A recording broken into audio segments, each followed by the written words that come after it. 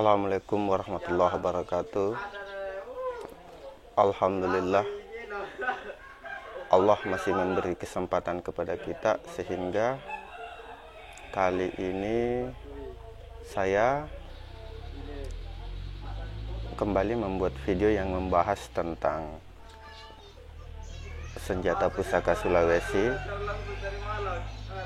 Dan apa yang akan saya bahas kali ini yaitu tentang Islam dan senjata pusaka. Hal ini saya anggap penting karena keberadaan benda-benda pusaka itu sering sekali dibenturkan dengan akidah Islam. Itu tidak bisa dikatakan salah atau benar, apalagi kecuali tindakan yang menurut saya tidak bijak, yang bermaksud untuk menghilangkan benda-benda pusaka, memusnahkan benda-benda pusaka. Itu menurut saya pribadi tidak bijak, karena sejatinya yang salah bukan benda tapi akidah. Jadi akidah yang perlu diluruskan. Memang tidak bisa kita pungkiri bahwa keberadaan benda-benda pusaka seperti badik keris, bahkan yang lainnya, itu memang sebagian oknum menyalahgunakan. Bahkan image yang terbentuk dari media yang kita lihat, seringkali karakter hitam itu diidentikan dengan benda-benda tersebut. Sebaliknya karakter putih mungkin dengan situasi yang berbeda. Padahal pada kenyataannya, baik yang kita maksud dengan aliran putih ataupun hitam, keduanya menggunakan benda ini. Kita sebut saja panutan kita Rasulullah. Beliau juga menyimpan dan mengkoleksi pedang dari leluhur. Salah satu misalnya adalah Al-Batar yang populer di zaman Nabi Daud. Ya, kita bisa memperkirakan berapa lama periode dari Nabi Daud sampai ke Nabi Muhammad. Kemudian Rasulullah juga menggunakan cincin. Rasulullah senantiasa membakar dupa untuk wewangian, bahkan termasuk di masjid. Jadi kembali bahwa bukan bendanya yang salah, tapi akidah. Lalu bagaimana dengan mereka atau kelompok yang mempercayai bahwa benda-benda ini dapat berfungsi sebagai perantara rahmat Allah Subhanahu wa Ta'ala? Banyak yang mengatakan bahwa untuk mendapatkan rahmat Allah Subhanahu wa Ta'ala itu tidak perlu menggunakan benda-benda yang demikian. Jika kita melihat contoh-contoh yang ada, kita ambil contoh Nabi Musa misalnya. Beliau itu jangankan berdoa, beliau mampu bercakap-cakap dengan Allah, apalagi berdoa. Secara logika nih ya, kalau kita mampu bercakap-cakap dengan Allah, apalagi yang kita butuhkan. Tapi di situ juga Allah menunjukkan bahwa rahmatnya itu bisa Allah berikan melalui perantara benda, yaitu tongkat Nabi Musa. Tanpa tongkat itu akan lain ceritanya, namun tongkat tanpa rahmat Allah pun ceritanya akan lain. Jadi kesimpulannya, rahmat Allah itu salah satunya adalah melalui perantara benda. Tapi ada juga kemudian yang berkomentar bahwa Nabi Musa, kita kan umatnya Nabi Muhammad. Iya, itu betul. Kita memang umat Nabi Muhammad, tapi Nabi Muhammad diutus bukan untuk mengkoreksi kesalahan para nabi-nabi atau rasul sebelumnya. Nabi Muhammad diutus untuk menyempurnakan, sehingga apa yang Allah kisahkan dalam Al-Quran tentang kisah-kisah Nabi dan Rasul sebelumnya, itu adalah sejatinya teladan untuk Nabi Muhammad dan pengikutnya. Sebagaimana dalil lain yang menyebutkan bahwa akhlak Rasulullah itu adalah Al-Quran. Jadi apa yang tertera dalam Al-Quran yang menjadi perintah atau larangan, itu jugalah yang menjadi yang diterapkan oleh Rasulullah. Contoh lain misalnya Nabi Sulaiman, beliau juga dari beberapa riwayat menyebutkan bahwa salah satu perantara rahmat Allah adalah dari cincin yang beliau gunakan. Terbukti saat cincin itu hilang, perekonomian beliau mengalami penurunan. Nabi Yusuf, karisma atau kita menyebut mungkin sekarang kegantengannya bertambah saat menggunakan sorbannya.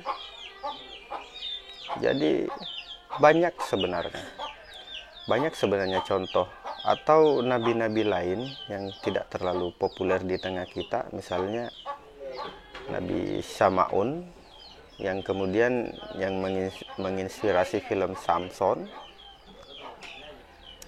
memiliki pedang dari tulang gigi unta yang beberapa riwayat menyebutkan bahwa ketika pedang itu digunakan untuk menebas musuh, satu kali tebas itu bisa melukai sampai puluhan bahkan ratusan orang. Jadi kembali bahwa yang menjadi persoalan sebenarnya akidah. Jika kita mempercayai bahwa benda itu memiliki kekuatan bukan dari Allah Subhanahu wa taala, disitulah letak masalah akidahnya. Apalagi benda itu memang disekutukan dengan makhluk-makhluk Allah dari dimensi lain yang tujuannya adalah untuk mencelakakan manusia. Nah, ini sudah jelas, ini tidak ada perdebatan lagi di situ. Tapi sekiranya benda-benda itu dipergunakan untuk suatu manfaat, maka hukum itu diturunkan. Titik acuannya karena aspek mudarat dan manfaat. Jadi bukan hukum itu diturunkan karena keegoisan Tuhan. Kisah panutan yang lain, walaupun ini tidak bersumber dari dalil sahih atau hadis Rasulullah, kisah panutan yang lain adalah tentang seorang waliullah, yakni maaf saya lupa nama lengkapnya, tapi beliau dikenal dengan panggilan Abuya. Beliau dikenal karomah kewaliannya. Beliau senantiasa menyimpan pedang yang kemudian menimbulkan pertanyaan dari salah satu murid yang bertanya, "Wahai Abuya, kenapa engkau selalu menyimpan pedang padahal engkau sudah tua?" Abuya menjawab bahwa sesungguhnya barang siapa yang menyimpan pedang dan di dalam hatinya ada niat untuk kelak menggunakan pedang itu membantu pasukan Imam Mahdi melawan Dajjal, maka sesungguhnya itu bernilai ibadah jihad di sisi Allah. Jadi ini jawaban dari Abuya, seorang ulama yang tentu kapasitasnya bisa dijadikan teladan tentang ungkapan beliau tadi, menyimpan pedang yang diniatkan untuk membantu pasukan Imam Mahdi. Ini juga bukan ungkapan tanpa dalil, karena sebagai umat muslim kita tentu percaya tentang dalil yang menyebutkan bahwa di akhir zaman nanti, dan mungkin bisa fase inilah yang dimaksud akhir zaman, semakin dekat, Islam akan berhadapan dengan Dajjal. Dan di era itu umat Islam diriwayatkan akan berperang menggunakan pedang-pedang tradisional atau senjata tradisional. Nah, jika demikian, jika ada kelompok yang bertujuan untuk memusnahkan benda-benda pusaka, terkhusus senjata pusaka, menurut saya itu tidaklah bijak, karena sekiranya saat Imam Mahdi datang, ya kita menggunakan apa? Apa ia harus menggunakan pisau dapur?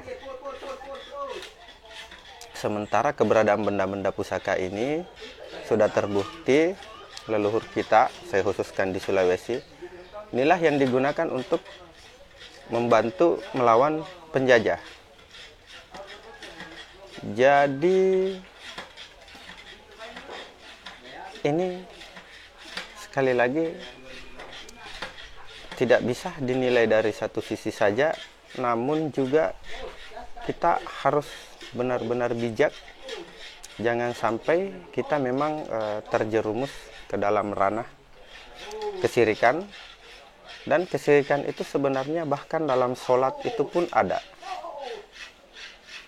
Ada dalil yang mengatakan barang siapa yang membagus-baguskan bacaannya saat sholat hanya karena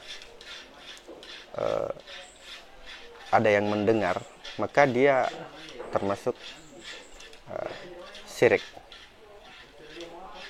Atau dalam kepemilikan benda, jika benda itu adalah tuan, maka bisalah dikatakan bahwa kita mempertuankan, bahkan mempertuhankan benda. Dan sama seperti uang, jika kita diperbudak oleh uang, maka yang menjadi Tuhan adalah uang kita. Bahkan terkadang kita mempertuhankan diri kita. Jika kita hanya percaya pada kemampuan kita, tidak menyandarkan segala sesuatunya pada Allah, maka kita mempertuhankan diri kita. Dalam hal ini, dalam bahasa-bahasa tarekat, orang menyebutnya keakuan. Jadi memang banyak hal yang perlu dibenahi, tapi tidak bijak juga jika menyalahkan benda, karena benda sejatinya adalah benda mati, tergantung manusia digunakan seperti apa. Dan tentang simbol atau identitas kebudayaan seperti halnya badik,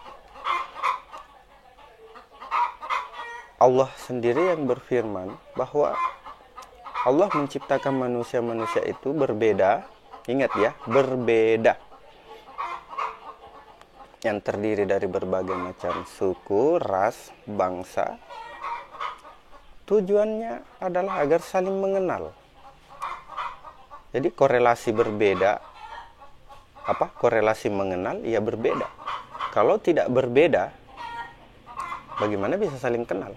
Anggap wajah kita semua sama, bagaimana bisa saling kenal?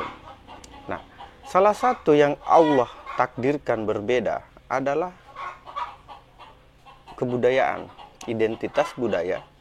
Jadi salah satu contoh, ketika kita melihat orang memiliki badik atau menggunakan badik, itu identik dengan orang secara khusus ya, Bugis Makassar atau secara umum Sulawesi Selatan. Jadi disitulah perbedaan. Sebenarnya antara badik itu tidak ada beda, tidak ada beda hakikatnya dengan pedang-pedang yang digunakan oleh Rasulullah dan sahabatnya. Hanya saja pada syariatnya berbeda agar kita ini mudah saling mengenal. Contoh saja songkok yang saya gunakan di kepala misalnya, ya jika kita melihat orang menggunakan ini identik dengan orang Sulawesi Selatan atau Bugis Makassar. Jadi budaya sebenarnya tidaklah berbenturan dengan akidah Islam, terkhusus pada benda. Untuk ritual yang lain, ya saya bukan ahli agama, saya tidak bisa menjelaskan terlalu panjang. Paling tidak yang selalu menjadi pegangan adalah segala amalan dinilai berdasarkan niatnya, innamal a'malu binniyat. Kemudian hukum berlaku karena adanya aspek mudarat dan manfaat. Ketika itu mendatangkan mudarat, maka tentulah Allah tidak menyukai yang demikian. Jadi saya rasa cukup untuk kali ini. Pastilah ada kekurangan, pastilah ada perbedaan pendapat, dan itu adalah manusiawi saya.